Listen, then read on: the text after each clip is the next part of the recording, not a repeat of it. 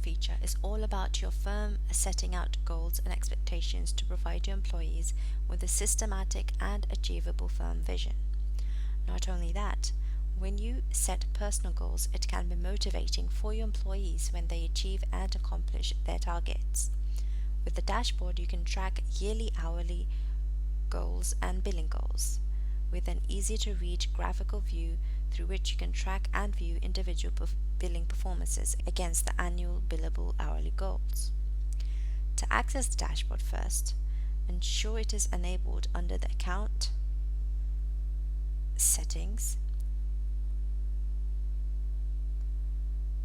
and General tab. Here we have Enable Dashboard is enabled. Next up, click on Dashboard and Settings. Click on Targets and Permissions, and here you can set up annual target hours and target billing rates for each individual timekeeper. Once you've set these up, you can see the actual progress against targets set under the dashboard. Here you can now see the graphical representation for this individual timekeeper and their progress.